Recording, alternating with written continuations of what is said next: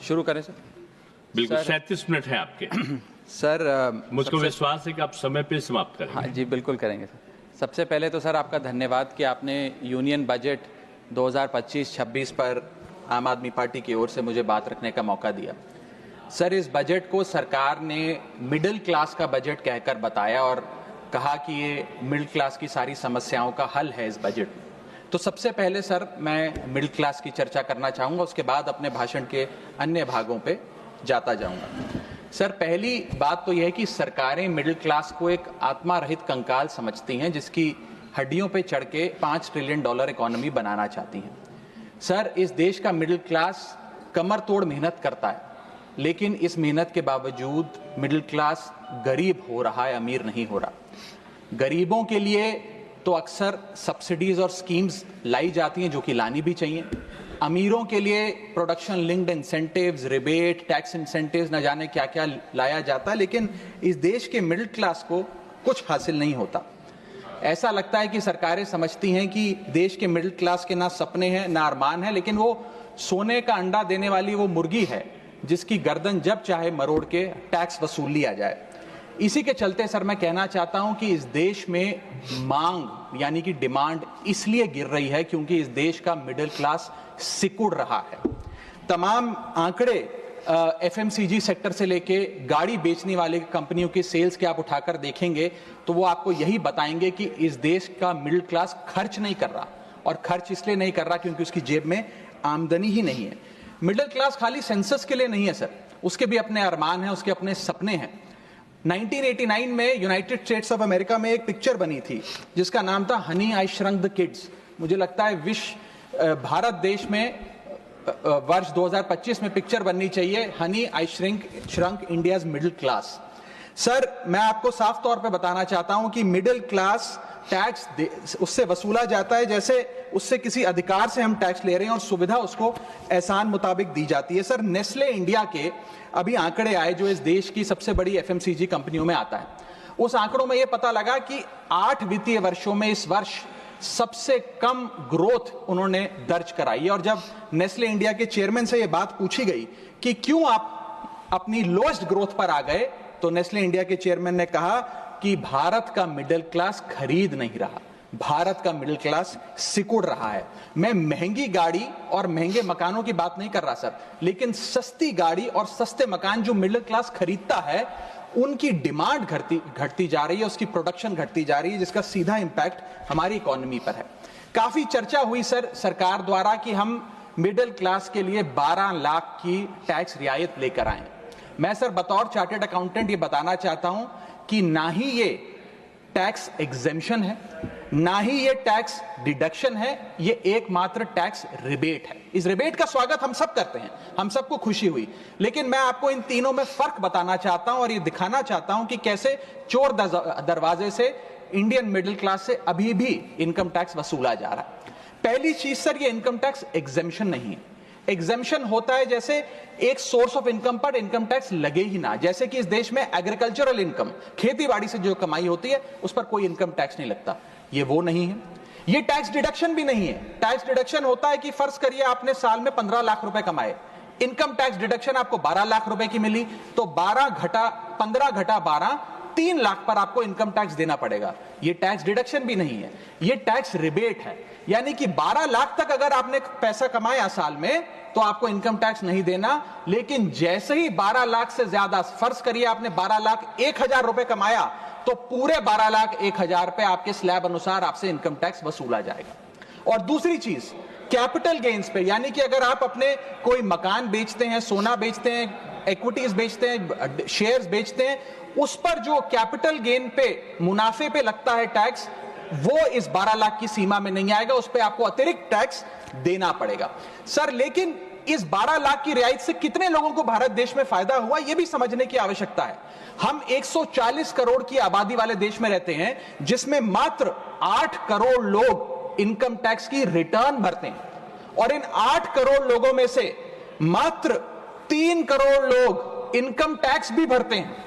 यानी कि 8 करोड़ लोग इनकम टैक्स की रिटर्न भरते हैं, 5 करोड़ लोग जीरो इनकम दिखा के अपनी इनकम टैक्स की रिटर्न भरते हैं, जीरो टैक्सेबल इनकम, और उनसे कोई इनकम टैक्स नहीं वसूलती, लेकिन जो बाकी 3 करोड़ बचे मात्र वो ही इनकम टैक्स भरते हैं। तो किन लोगों का फायदा हो रहा है ये भी समझने की आवश्यकता है। और इसका मुकाबला आप करिए सर, सीएमआई का डेटा बताता है कि इस देश में कंजम्पशन के आधार पे 43 करोड़ इंडियन, 43 करोड़ भारतीय भारत की मिडिल क्लास में आते हैं।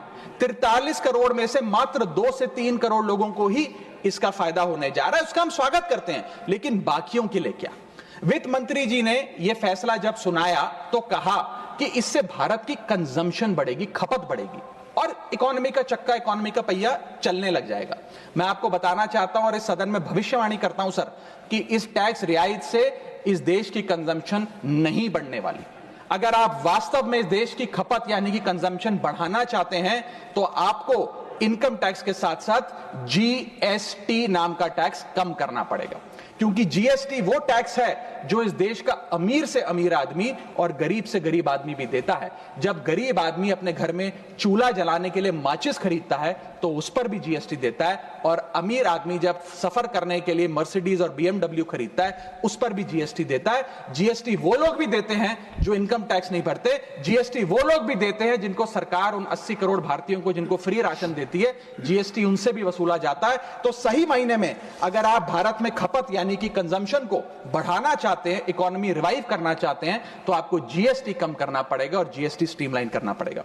सर, मिडिल क्लास इस देश का सबसे देशभक्त क्लास है जो सबसे ज्यादा टैक्स देता है। और सर, जब नौकरी से लौटता हुआ साधारण पैंट शर्ट पहने मिडिल क्लास का आदमी मेट्रो की लाइन में खड़ा होता है तो उसे यह चिंता नहीं होती कि घर जाकर कौन सी पिक्चर देखूंगा या कौन सा पकवान खाऊंगा। उसे यह चिंता होती है कि मैं अगले हफ्ते अपने बच्चों की फीस कैसे भरूंगा, बाबूजी का ऑपरेशन कैसे कराऊंगा, या बड़े साल नौकरी कर ली, अब एक स्कूटी खरीद लेता हूं। लेकिन जब बाजार जाता है तो पता लगता है वो स्कूटी जो 4 लाख की जो 40,000 की मिलती थी वो अब 1 लाख रुपए की मिलने लगी, या वो ऑल्टो गाड़ी जो 3-3.5 लाख की मिलती थी अब 10 लाख रुपए की मिलने लगी। ये सच्चाई है सर, और इसलिए है क्योंकि सर सैलरी बढ़ती नहीं, बचत होती नहीं, सिर्फ और सिर्फ महंगाई बढ़ती है।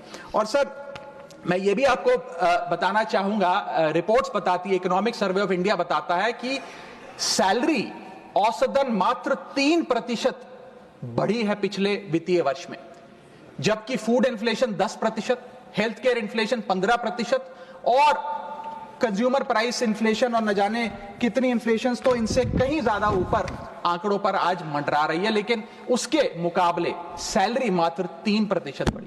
सर, देश का मिडिल क्लास एक बहुत बड़े डेट ट्रैप में भी फंसने जा रहा है। मैं ये भी भविष्यवाणी आज करना चाहूंगा, क्योंकि भारत का household debt to GDP ratio आज 40% पे खड़ा हो गया। सरल भाषा में बताऊं तो भारत के मिडिल क्लास परिवार आज रोजमर्रा के जीवन के लिए, अपने डेली एक्सपेंसेस के लिए लोन लेने पर मजबूर हो गए हैं, चाहे वो पर्सनल लोन हो, चाहे वो क्रेडिट कार्ड के जरिए हो, या चाहे वो अन्य प्रकार से फाइनेंशियल इंस्टीट्यूशन से ब्याज पर पैसा लेना हो। यानी कि जो सैलरी 1 तारीख को आती है वो पहले ही आपके रोजमर्रा के जीवन में जो आपने खर्चा करने के लिए ब्याज पर पैसा लिया हुआ है उसके भुगतान में लग जाती है, और इंडिया का मिडिल क्लास एक डेट ट्रैप में फंसता जा रहा है। ये लोन कोई मकान बनाने के लिए या दफ्तर खरीदने के लिए या एसेट क्रिएशन के लिए नहीं है, ये day to day expenses meet करने के लिए, जो भारत के मिडिल क्लास को एक डेट ट्रैप में खड़ा करता जा रहा है। सर, सैलरी तो 7 तारीख को आती है महीने की, लेकिन 1 तारीख को मकान मालिक आ जाता है दरवाजे पे दरवाजा खटखटाने की किराया दो। और सारी उम्र काम करने के बाद एक मिडिल क्लास का आदमी सोचता है कि अंत में रिटायरमेंट के समय एक छोटा सा अपना मकान, जमीन खरीद के मकान बनाऊंगा। जमीन खरीद के मकान बनाना तो छोड़िए सर, आज रियल एस्टेट के प्राइसेस, आपकी अर्निंग्स, मिडिल क्लास की अर्निंग्स के मुकाबले इतने ज्यादा हैं कि रिटायरमेंट 2-3 जन्म काम करने के बाद, रिटायरमेंट लेने के बाद भी शायद वो 2 BHK अपार्टमेंट भी नहीं खरीद पाएगा। इसीलिए मिडिल क्लास आज सरकार को वो गाना सुनाना चाहता है कि सारी उम्र हम मर मर के जी लिए, एक पल तो अब हमें जीने दो। सच्चाई यह है सर कि मिडिल क्लास के घरों में जब कभी शादी का कार्ड आता है तो चिंता हो जाती है कि सगन में कितना पैसा देना पड़ेगा, और साथ ही साथ नया सूट सिलवाना पड़ेगा, ट्रेन का खर्चा हो जाएगा, एटसेट्रा। सर, मिडिल क्लास के साथ साथ मैं दूसरा बड़ा मुद्दा जो आज इस वक्तव्य में आपके सामने पेश करना चाहूंगा सर, वो है रेलवे का। सर, रेलवे का एक अतिरिक्त बजट आया करता था जिसकी प्रथा बंद हो गई। आप इस भारतीय रेल के महत्व इसी चीज से समझ सकते हैं कि उसके लिए एक अतिरिक्त बजट सदन में पेश किया जाता था। क्योंकि अब रेल बजट पेश नहीं होता तो उस पर व्यापक चर्चा भी नहीं होती। लेकिन इस वक्तव्य के माध्यम से मैं रेल बजट से संबंधी कुछ चीजें आपके सामने अवश्य रखना चाहूंगा। इस यूनियन बजट 2025-26 में माननीय वित्त मंत्री जी ने 2,55,000 करोड़ की फाइनेंशियल एलोकेशन रेलवेज की कैपेक्स के लिए मांगी है। ये 2009 से 2014 के बीच में लगभग 50,000 करोड़ होती थी, जो आज इतने गुना 5 गुना बढ़ के 2.5 लाख करोड़ से ऊपर हो गई है। तो इस पे व्यापक चर्चा अवश्य होनी चाहिए। सर, भारतीय रेल जो भारत की लाइफलाइन कहलाई जाती थी, आज उसकी स्थिति ऐसी है कि अगर मजबूरी ना हो तो शायद कोई यात्री रेल की ओर देखना भी ना चाहे। रेल जनता का रेल जरूर बना रही है और इसका कारण यह है कि भारतीय रेल को अपनी पीआर, सोशल मीडिया कैंपेन्स और रील्स ज्यादा पसंद है, ना कि रेल की सुविधाओं को कैसे बेहतर करना है वो पसंद है। सर, भारतीय रेल एक समय इस देश के 140 करोड़ आबादी का गौरव और उम्मीद हुआ करती थी, गरीबों का सहारा हुआ करती थी। लेकिन आज मैं बताना चाहता हूं कि भारतीय रेल की वो स्थिति है जो शायद ही पूरे सब कॉन्टिनेंट के तमाम रेलवे से अगर आप कंपेयर करें तो बद से बदतर होती जा रही है। सर, जितनी आबादी ऑस्ट्रेलिया की है, स्विट्जरलैंड की है, डेनमार्क की है, स्वीडन की और अन्य देशों की है, उससे ज्यादा लोग भारतीय रेल में रोज सफर करते हैं। सर, इतना महत्व है भारत की रेलवे का। लेकिन कई बड़ी चिंताएं आज भारत के एक आम रेल यात्री को सता रही हैं, जो मैं चाहूंगा इस बजटरी एलोकेशन के माध्यम से वित्त मंत्री जी और रेल मंत्री जी इसे एड्रेस करें। पहला है सर, घटती रफ्तार और बढ़ता किराया। सर, जहां दुनिया की ट्रैवल की रफ्तार बढ़ रही है, वहीं भारतीय रेल जो हमारी लाइफलाइन है उसकी रफ्तार घट रही है। पहले तो सर शताब्दी और राजधानी की स्पीड कम कर दी गई ताकि वंदे भारत की स्पीड बढ़ा दी जाए और उसको फास्टेस्ट ट्रेन घोषित किया जाए। लेकिन अब जून 2024 की रिपोर्ट बताती है कि वंदे भारत की भी स्पीड को कम कर दिया गया है। बताया जा रहा है कि हमारे रेल ट्रैक्स उतने पर्याप्त नहीं है कि इतनी तेज रफ्तार पे वंदे भारत भाग सके। सर, आज हम विश्व गुरु बनने तो अवश्य चले हैं, लेकिन यह बात जाननी भी जरूरी है कि चीन और जापान की सबसे स्लोएस्ट रफ्तार पे चलने वाली ट्रेन भारत की सबसे फास्टेस्ट रफ्तार पे चलने वाली ट्रेन से कहीं ज्यादा तेज दौड़ती है सर। और अगर रेल धीमी होगी तो देश की इकोनॉमी, देश की अर्थव्यवस्था का चक्का धीमा चलेगा। और किराए की तो सर क्या ही बात करें, जिस वंदे भारत का प्रचार रेल मंत्री जी करते थकते नहीं हैं, आज उस वंदे भारत का किराया इतना है कि गरीब आदमी छोड़िए, आम आदमी भी उसे अफोर्ड नहीं कर पा रहा। सर, वित्तीय वर्ष 2013-14 में एवरेज फेयर पर पैसेंजर पर किलोमीटर 32 पैसे हुआ करता था।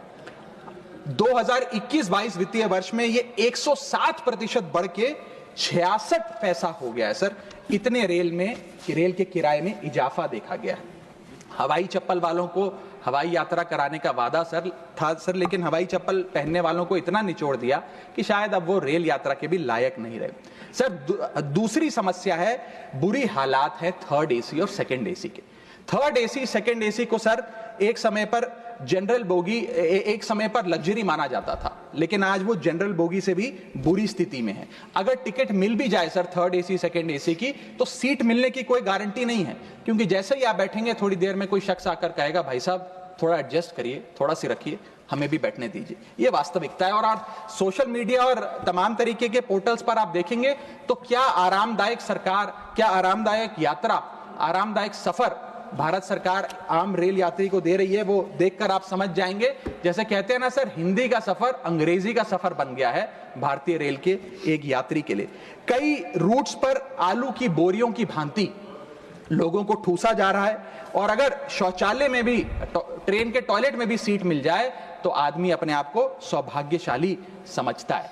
सर, जहां भेड़ बकरियों की तरह भोले भाले लोगों को ट्रेन में ठूसा जा रहा है, पूरी टिकट लेकर सुविधा के नाम पे सिर्फ धक्का दिया जा रहा है, और सर हमारे देश के भोले भाले आम आदमी इसको अपनी किस्मत समझकर स्वीकार कर लेते हैं। सर, मैं तीसरी बड़ी रेल समस्या जो कि है मिसमैनेजमेंट, अव्यवस्था, उस पर आपका ध्यान आकर्षित करना चाहूंगा। सर, पहले तो रेल की टिकट मिलती नहीं, अगर मिल भी जाए आपने अगर 2, 2.5, 3 महीने पहले टिकट बुक कराई हो, टिकट कंफर्म हो जाए तो सीट मिलने की कोई गारंटी नहीं। और सर आप अपना अनुभव देखिए, जब आप सबसे पहले प्लेटफॉर्म पर पहुंचते हैं अपनी ट्रेन में चढ़ने के लिए, तो आपको चारों तरफ सिर्फ गंदगी ही गंदगी नजर आती है। अगर बुजुर्गों के साथ या घर परिवार की महिलाओं के साथ आप ट्रैवल कर रहे हैं तो एक क्लीन वॉशरूम तक आपको मुहैया नहीं कराया जाता। और हालात यह है कि लोग मजबूर हैं प्लेटफॉर्म पर अखबार बिछाकर सोने के लिए, और वेटिंग एरिया के नाम पर तो सर सिर्फ एक नेम प्लेट, एक बोर्ड लगा नजर आता है और कुछ नहीं नजर आता। तो सर ट्रेन पे चढ़ने से लेकर ट्रेन पे उतरने तक की एक बड़ी लंबी फहरिस्त है अव्यवस्था की। यहां तक कि सर आज जब इस ठंड के मौसम में एक यात्री एक लंबा सफर तय करता है ट्रेन में और सोचता है कि थोड़ा आराम कर लूं, कंबल चादर खोल के ओढ़ने का प्रयास करता है, तो उस कंबल चादर से इतनी बदबू आती है, इतनी दुर्गंध आती है, और उसके जवाब में रेल मंत्री और रेल मंत्रालय बताता है कि हम महीने में 1 बार कंबल धोते हैं। महीने में 1 बार कंबल धोएंगे तो सर सुगंध आएगी कि दुर्गंध आएगी, मैं चाहूंगा कि सरकार इसका फैसला ले। हाइजीन रिलेटेड कंप्लेंट्स में पिछले 2 वित्तीय वर्षों में 500% का इजाफा हुआ है। ये दिखाता है कि हाइजीन स्टैंडर्ड्स को कितना कॉम्प्रोमाइज करती जा रही है हमारे देश की रेल। और सर अगर प्लेटफॉर्म पे भूख लग जाए तो आपको पानी वाली चाय, गंदे तेल में तले समोसे और छोले भटूरे अवश्य मिल जाएंगे। और इसी के साथ साथ अगर आपने IRCTC का खाना बुक किया हो और रेल विभाग आपको खाना दे, तो जब वेज थाली आप मंगाएंगे तो उसमें आपको कॉम्प्लीमेंट्री मच्छर, कॉकरोच और कीड़े मकोड़े भी नसीब हो सकते हैं। जब आप वेज थाली ऑर्डर करेंगे और ये आपको नसीब नहीं होंगे तो सूखी रोटी, कच्चे चावल और पानी जैसी दाल तो अवश्य मिलेगी। सर महाकुंभ को लेकर कई आयोजन बड़े बड़े किए गए और कहा गया कि भारतीय रेल बड़ी सक्रिय होकर महाकुंभ का आयोजन कर रही है। मैं बताना चाहूंगा कि प्रयागराज का रेलवे स्टेशन और आसपास के कई रेलवे स्टेशन को बंद करना पड़ा क्योंकि सरकार क्राउड मैनेजमेंट नहीं कर पाई। और कहां पर ये स्पेशल ट्रेन चल रही है महाकुंभ के लिए, मैं पूछना चाहूंगा कोई व्यक्ति है जिसके पास एक स्पेशल ट्रेन की कंफर्म टिकट है सर? और सर मैं चौथी बड़ी चीज जिस पर आपका ध्यान आकर्षित करना चाहूंगा वो है आम आदमी से लूट। सर पहले तो IRCTC की वेबसाइट का इंटरफेस कुछ इस प्रकार है कि आप टिकट बुक नहीं कर पाएंगे। जब बुक करने के लिए थर्ड पार्टी एप्स पे जाएंगे तो वो आपसे मोटा कमीशन लेंगी। अब खुदा ना खास्ता आपकी यात्रा कैंसिल हो जाए तो मोटा कैंसिलेशन चार्ज भी आपसे वसूला जाएगा।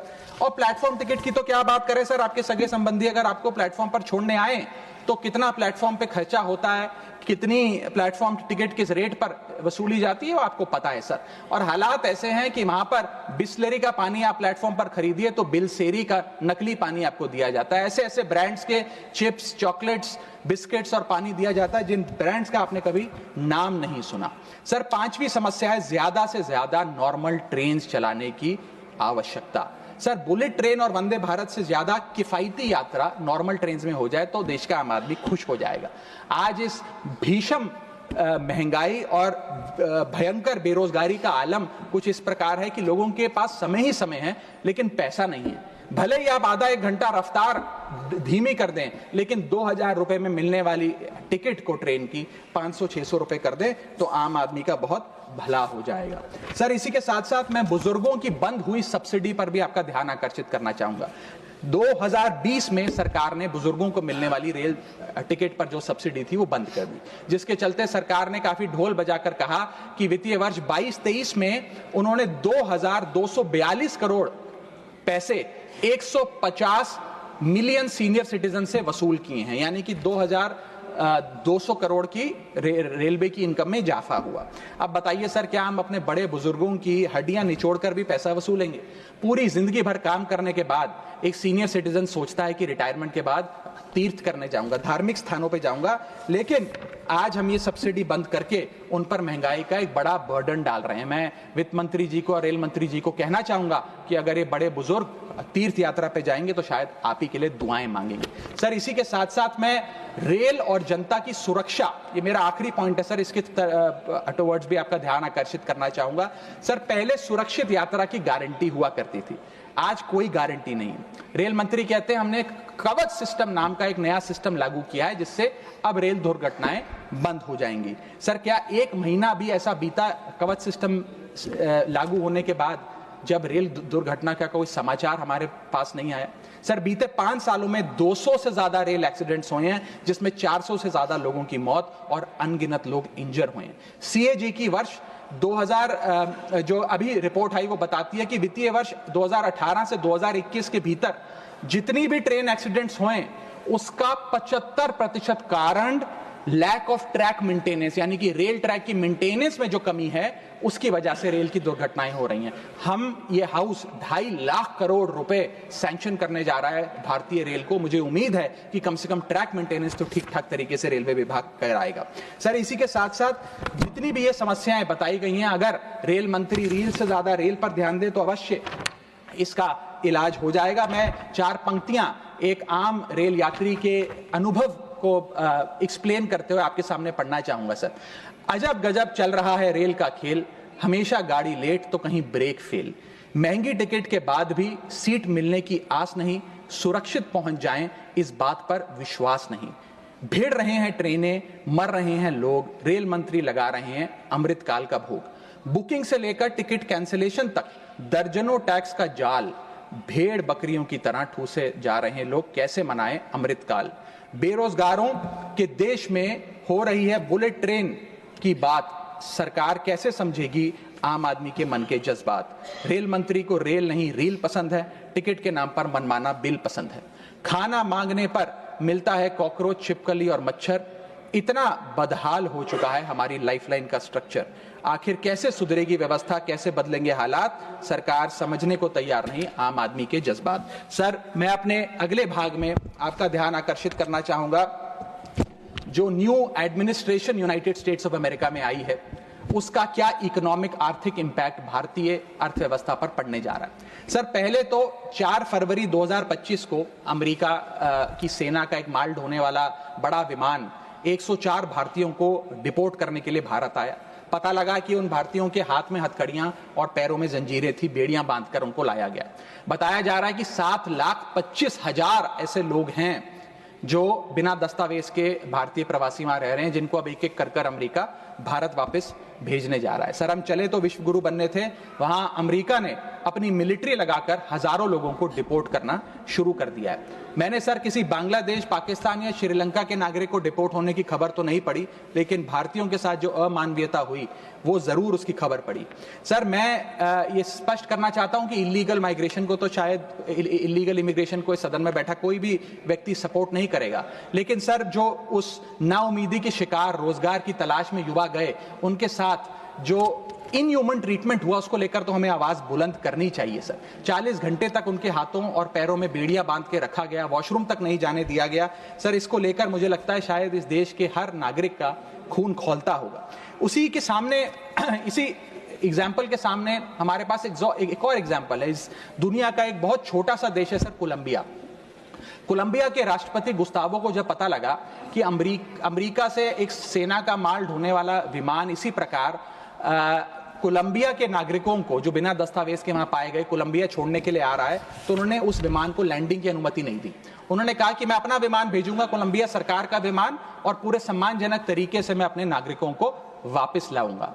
सर, वास्तव में कोलंबिया जो डटकर अमेरिका के सामने खड़ा हो गया, वो असल विश्व गुरु बना इस महीने में तो। और मैं मिनिस्टर ऑफ एक्सटर्नल अफेयर्स से भी पूछना चाहूंगा सर कि वो खुद क्यों नहीं गए इन नागरिकों को, हमारे भाइयों बहनों को रिसीव करने, क्यों हमने जहाज नहीं भेजा, अपना भारतीय वायुसेना का जहाज उनको वापस लाने के लिए। और जब हमारे पास पहले से ही सूची थी कि इन 104 भारतीयों को डिपोर्ट किया जा रहा है, तो हमने इसके खिलाफ प्रोटेस्ट क्यों नहीं किया? क्या अमेरिकी दूतावास से किसी को बुलाया, किसी से चर्चा करी, अपना विरोध दर्ज कराया? और अंत में सर, गुजरात, उत्तर प्रदेश, महाराष्ट्र, पंजाब और हरियाणा, इन तमाम राज्यों के ये लोग थे जो आए, लेकिन प्लेन को न जाने किस कारणवश अमृतसर में उतारा गया। मैं चाहूंगा इस विषय पर भी, इस स्ट्रैटेजिक डिसीजन पर भी माननीय विदेश मंत्री जी ध्यान आकर्षित करें सदन का। सर, क्या आपने कभी सुना है कि स्विट्जरलैंड का कोई नागरिक, डेनमार्क का कोई नागरिक, ब्रिटेन का कोई नागरिक, नीदरलैंड का कोई नागरिक डंकी रूट के माध्यम से अमेरिका गया हो नौकरी की तलाश में? नहीं सुना होगा सर। भारतीय ही क्यों मजबूर है डंकी रूट के माध्यम से अमेरिका पहुंचकर वहां पर मेहनत मजदूरी, छोटी मोटी लेबर का काम करने के लिए? वो इसलिए सर क्योंकि इस देश में तमाम सरकारों ने हमारे देश के युवा को बेरोजगार रखा। वादा तो था सर 2 करोड़ नौकरियां देने का, लेकिन वो 2 करोड़ नौकरियां दे नहीं पाई सरकार। शायद लैक ऑफ अपॉर्चुनिटीज और अनएम्प्लॉयमेंट के चलते लोग अमेरिका जाने को मजबूर हो गए। मैं बताना चाहूंगा सर, आप इसको इस परिप्रेक्ष्य में भी देखने की कोशिश करें कि अमेरिका के सबसे पिछड़े राज्यों में एक राज्य है मिसिसिपी जो आता है। मिसिसिपी राज्य में अमेरिका की सबसे लोएस्ट पर कैपिटा इनकम है। मिसिसिपी की भी लोएस्ट पर कैपिटा इनकम $48,000 प्रति वर्ष है। उसका मुकाबला करिए सर, कंपेयर करिए भारत की पर कैपिटा इनकम से। भारत की पर कैपिटा इनकम मात्र $1160 है। कहां अमेरिका की सबसे गरीब राज्य की पर कैपिटा इनकम, यानी कि साल में औसतन मिसिसिपी में रहने वाला एक आदमी $48,000 कमाता है, वहां एक भारतीय औसतन $1160 कमाता है। तो क्यों नहीं कोई बेहतर जिंदगी के लिए, ज्यादा पैसा कमाने के लिए अमेरिका जाने पर मजबूर होगा सर। मैं डोनाल्ड ट्रंप एडमिनिस्ट्रेशन की जो इकोनॉमिक इंपैक्ट भारत पे पड़ने जा रहा है उस पर भी आपका ध्यान आकर्षित करना चाहूंगा सर। सबसे पहले H1B वीजाज, ये H1B वीजा जो अब भारी रिस्ट्रिक्शंस के साए में फंसे हुए हैं, इसका सबसे ज्यादा अगर नुकसान किसी को होगा तो भारतीयों को होगा सर। वर्ष 2023 में 3,86,000 H1B वीजा एप्लीकेशन अमेरिकी सरकार को आई, जिसमें से 72% एप्लीकेशन भारतीयों की थी। यानी कि अगर H1B मुश्किल होगा तो सबसे ज्यादा मार भारत के स्किल्ड लोगों को पड़ेगी। दूसरा, स्ट्रिक्टर H1B वीजा, अगर स्ट्रिक्टर H1B वीजा होगा और H1B वीजा वालों के वेज में मॉड्यूलेशन करी जाएगी, उसके चलते तमाम वो कंपनियां जो भारतीयों को रोजगार देती हैं अमेरिका में, वो भारतीयों को निकाल कर लोकल अमेरिकन्स को जॉब्स देंगी, जिसके चलते एक बहुत बड़ी बेरोजगारी की फौज, हिंदुस्तानियों की फौज परेशान हो जाएगी, भारत वापस आने को मजबूर हो जाएगी। सर, तीसरा पॉइंट, ट्रंप के प्रपोज्ड टैरिफ्स। ये टैरिफ्स क्या है सर, जिसकी इतनी चर्चा होती है कि ट्रंप एडमिनिस्ट्रेशन टैरिफ लगाने जा रहा है, प्रपोज टैरिफ लगाने जा रहा है। उसका सरल मैं एक उदाहरण के माध्यम से आपको समझाना चाहूंगा।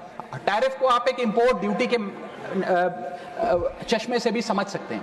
मान लीजिए अमेरिका में बैठा एक बायर हिंदुस्तान के एक मैन्युफैक्चरर से एक शर्ट खरीदता है 100 रुपए की।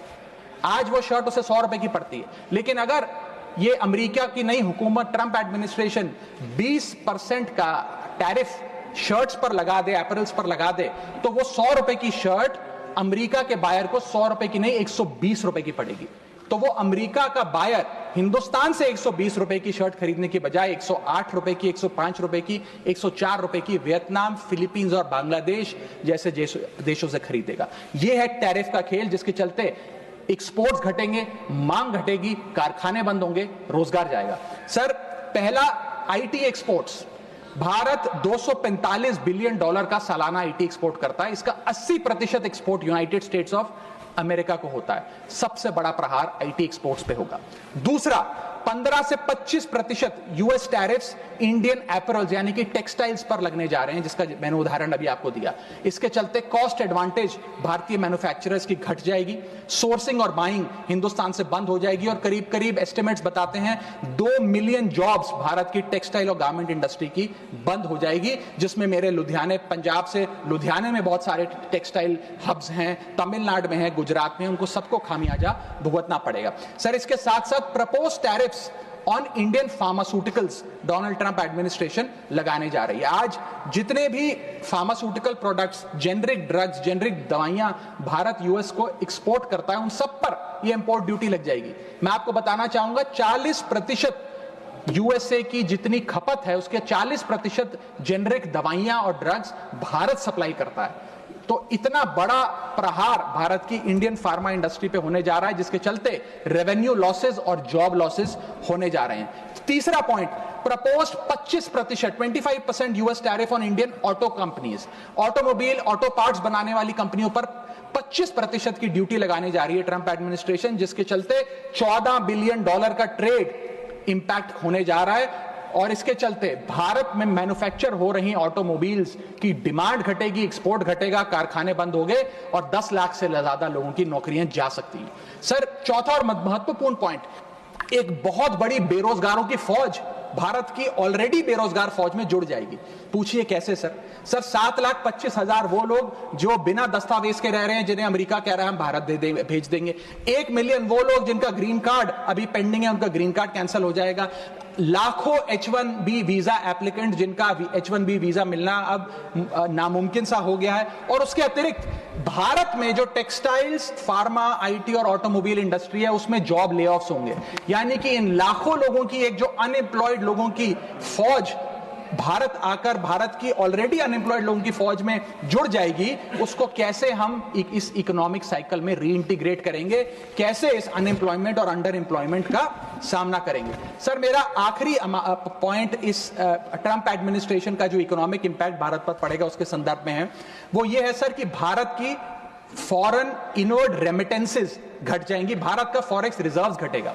सर, वर्ष 2024 में डॉक्यूमेंटेड एंड अनडॉक्यूमेंटेड भारतीय प्रवासी भारतीय जो यूएस में रहते हैं, उन्होंने कुल मिलाकर 111 बिलियन डॉलर भारत भेजे। यानी कि वहां पर जो आदमी रहता है वो कमाई करता है, वो पैसा हिंदुस्तान भेजता है ताकि हिंदुस्तान में जो उसका परिवार, बूढ़े माँ बाप, बीवी बच्चे, भाई बहन है, वो सम्मानजनक जीवन जी सकें। जब उनकी नौकरियां ही नहीं रहेंगी, जब वो पैसा ही नहीं कमाएंगे, तो वो क्या पैसा भेजेंगे? जब वो पैसा नहीं भेजेंगे तो भारत के फॉरेक्स रिजर्व्स घटेंगे, और फॉरेक्स रिजर्व्स घटने की वजह से रुपया और कमजोर होगा और डॉलर और मजबूत होगा। सर, भारत की कॉर्पोरेट टैक्स कलेक्शंस में 3 से 4 हजार करोड़ का नुकसान होने जा रहा है इस ट्रंप एडमिनिस्ट्रेशन के प्रपोज टैरिफ्स की वजह से। और इंफोसिस, टीसीएस जैसी बड़ी बड़ी कंपनियां अब 80 से 90% अमेरिकी लोगों को नौकरियां देंगी। भारतीय जो H1B वीजा पे वहां काम कर रहे हैं उनको निकालने का काम शुरू होने जा रहा है। सर, जो अमेरिका कहता है वो भारत हमेशा से करता है, एक वफादार दोस्त की तरह। अमेरिका कहता है ईरान से कम तेल खरीदो, हम कम तेल खरीदते हैं। अमेरिका कहता है मुझसे वेपन्स खरीदो, हम डिफेंस हेलीकॉप्टर्स उनसे खरीदते हैं। अमेरिका कहता है फलाना फलाने देश पे मैंने सैंक्शन लगा दिया, इस पे रिस्ट्रिक्शंस लगा दी, इससे आप अपना व्यापार बंद कर दो, हम व्यापार बंद कर देते हैं। अमेरिका कहता है रशिया से डिफेंस एयर सिस्टम ना खरीदो, हम उसे निलंबित कर देते हैं। लेकिन उसकी इन सारी चीजों को मानने और एक वफादार दोस्त होने के नाते हमने ये चीजें मानी भी, उसके बदले भारत को मिलता क्या है सर? और सर, सबसे जरूरी बात, भारत में एक बहुत बड़े वर्ग ने और खास तौर पे भारतीय जनता पार्टी के समर्थकों ने सोशल मीडिया पर कैंपेन चलाया ट्रंप को जिताने के लिए कि ट्रंप चुनाव जीत जाए। न जाने कितने ट्वीट, फेसबुक, इंस्टाग्राम, यूट्यूब पे वीडियो बना बना कर डाले कि ट्रंप जीत जाए। यहां तक कि कुछ लोगों ने तो हवन और अनुष्ठान भी किए कि डोनाल्ड ट्रंप अमेरिका के राष्ट्रपति फिर से बन जाए। लेकिन उसके बदले हमें हासिल क्या हुआ? पहला झटका जो ट्रंप एडमिनिस्ट्रेशन ने दिया सर, वो भारत को दिया। सर, इन 104 भारतीय जो वापस आए हैं, जिनकी हाथों में जंजीरें और पैरों में बेड़ियां थी, उनके लिए भी सर 4 पंक्तियां लाया हूं, गौर फरमाइएगा। सपना था कि अमेरिका जाकर कुछ कमाएंगे, ये नहीं पता था कि ऐसे बांध कर वापस लाए जाएंगे। हाथों में हथकड़ी, पैरों में बंधी रही बेड़ियां, दर्द से टूटती और चटकती रही एड़ियां, कस के बांधा जंजीरों से जैसे कोई सामान, टपकते आंसू सुनाते हैं क्रूरता की दास्तां। सपने में भी नहीं सोचा था कि ऐसा मंजर, मगर अपनों ने ही खोप दिया पीठ में खंजर। क्या बीती होगी उन पर, ये वो ही जानेंगे, उनके जख्मों को विदेश मंत्री नहीं पहचानेंगे। हर चेहरे पर लिखी है क्रूरता की कहानी, हर चेहरे पर लिखी है क्रूरता की कहानी, गुनाह सिर्फ इतना कि वो है हिंदुस्तानी। सर, अंत में मैं बस समाप्त कर रहा हूं सर। मैं आपका ध्यान आकर्षित करना चाहूंगा डीवैल्यूएशन ऑफ द इंडियन रुपी पर, कि गिरता हुआ रुपया। सर, रुपये आज ऑल टाइम लो पर है। जब मई 2014 में ये सरकार बनी थी तब $1 58 के आसपास मंडराता था।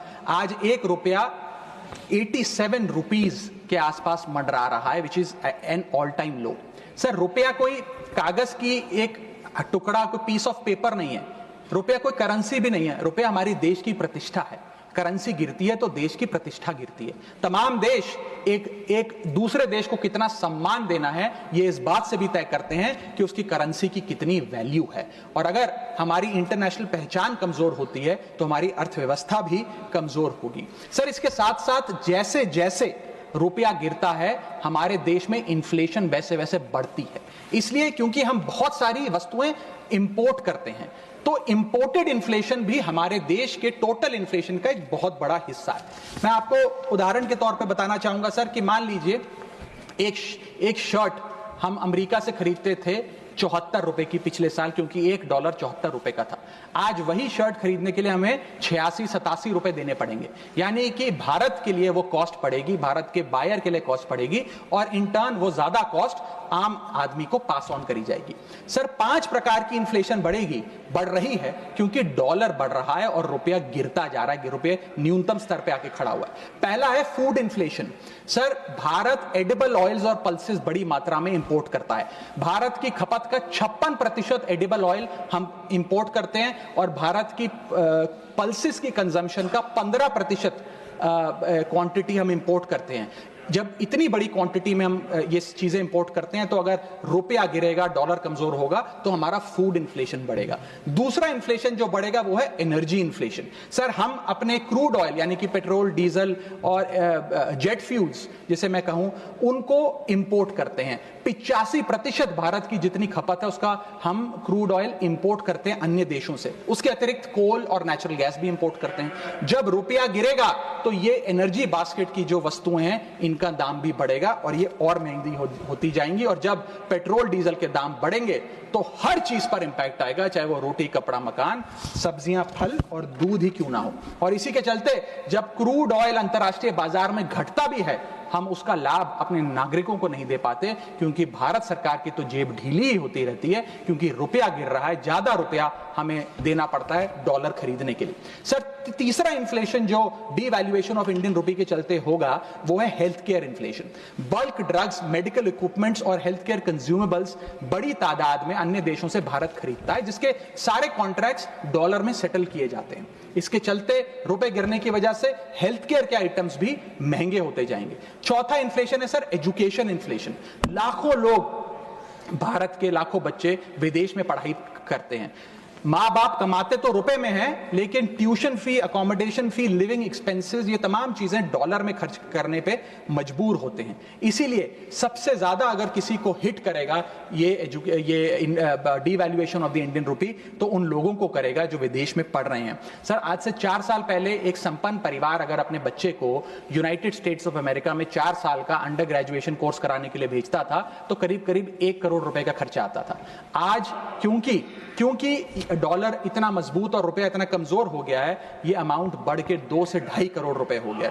सर इसी के साथ साथ मैं बताना चाहूंगा कि 5वीं बड़ी इन्फ्लेशन जो इस देश में होने जा रही है गिरते हुए रुपए के चलते वो है electronics inflation. Sir major electronic components Bharat import करता है। सर समाप्त कर रहा हूं, भारत इंपोर्ट करता है। इन सारे इलेक्ट्रॉनिक आइटम्स की सेटलमेंट यूएसडी में होती है। जब रुपया गिरता है ये सारे पदार्थ भारत में महंगे मिलेंगे, यानी कि महंगा लैपटॉप, महंगा फोन, महंगा टैबलेट, महंगा आईपैड। और इलेक्ट्रॉनिक मैन्युफैक्चरिंग यूनिट जो इलेक्ट्रॉनिक कंपोनेंट्स इंपोर्ट करते हैं इनपुट के लिए वो भी महंगा होता जाएगा। सर अंत में मैं बस एसबीआई की एक रिपोर्ट कोट करना चाहूंगा जो बताती है कि अगर रुपया 5% गिरता है तो भारत में इन्फ्लेशन 0.5% बढ़ती है। Direct correlation between decline of the Indian rupee and increase in the inflation. अंत में बस इतना कहूंगा सर, कई बार राजनीतिक बयान आते हैं जब रुपया गिरता है। एक मंत्री हैं, एक मंत्री, बस समाप्त सर 30 सेकंड्स, एक मंत्री रहे वाजपेयी सरकार में भी, इस सरकार में भी रहे, अब तो नहीं है खैर, लोकसभा में एमपी हैं।